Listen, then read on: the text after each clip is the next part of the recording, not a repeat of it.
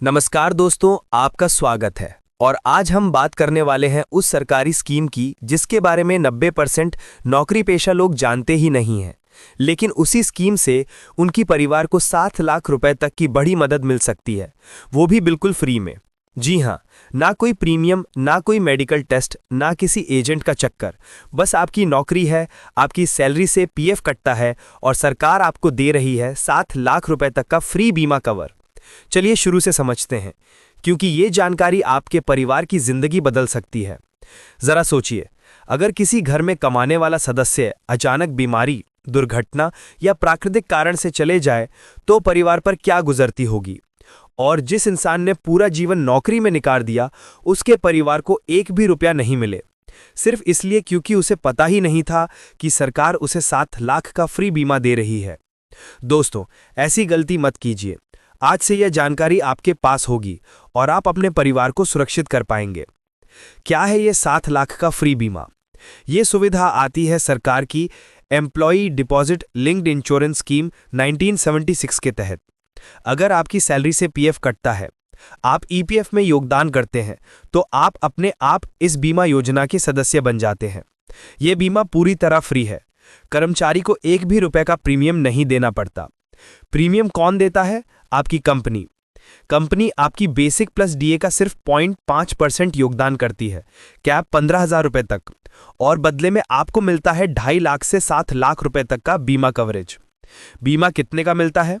योजना के अनुसार न्यूनतम बीमा कवर 2.5 लाख रुपए, अधिकतम बीमा कवर 7 लाख रुपए। ये रकम आपके पिछले 12 महीनों के औसत बेसिक प्लस डीए और ईपीएफ खाते की जमा राशि के आधार पर तय की जाती है। सबसे खास बात, यह बीमा बीमारी, दुर्घटना या प्राकृतिक मौत हर स्थिति में मिलता है, कहीं कोई भेदभाव नहीं। क्या नौकरी बदलने पर कवर खत्म हो जाता है? नहीं। अगर एक कर्मचारी ने 12 महीनों में कई कंपनियों में काम किया हो, तब भी वह पूरी तरह कवर रहता है। ईडीएलआई कवर तब तक चलता है जब तक आपकी नौकरी में पीएफ कटता रहा है। क्लेम कैसे किया जाता है? मौत के बाद क्लेम करने का अधिकार होता है नॉमिनी को या फिर कानूनी वारिस को। क्लेम करने के लिए बस भरना होता है फॉर्म 5IF और इसे कंपनी से वेरीफाई कराना होता है।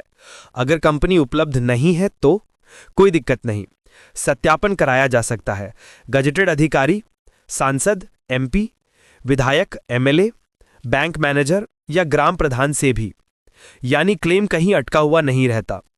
किन दस्तावेजों की जरूरत होती है? मृत्यु प्रमाण पत्र, सक्सेशन सर्टिफिकेट या नॉमिनी डिटेल, बैंक विवरण, आधार और पहचान पत्र। ये सबसे आवश्यक दस्तावेज माने जाते हैं। क्यों जरूरी है यह जानकारी? क्योंकि विशेषज्ञों का कहना है कि अधिकांश कर्मचारी को पता ही नहीं है कि उन्हें फ्री बीमा कवर मिलता है, और जितने लोग अनजान हैं, उनके परिवार कठिन समय में बड़ी मदद से वंचित रह जाते हैं। ईपीएफओ ने खुद सभी सदस्यों से अपील की है कि अपनी पीएफ खाते में नॉमिनी जरूर अपडेट रखें, क्योंकि नॉमिनी अपडेट ना होने पर क्लेम अटक सकता है, भले ही बीमा फ्री हो। ये स्कीम क्यों बेहद महत्वपूर्ण है? क्योंकि ये भारत के लगभग हर नौकरी पेशा इंसान के लिए सुरक्षा कवच है। कोई मेडिकल टेस्ट नहीं, कोई प्रीमियम नहीं, कोई अतिरिक्त कागजी झंझट नहीं।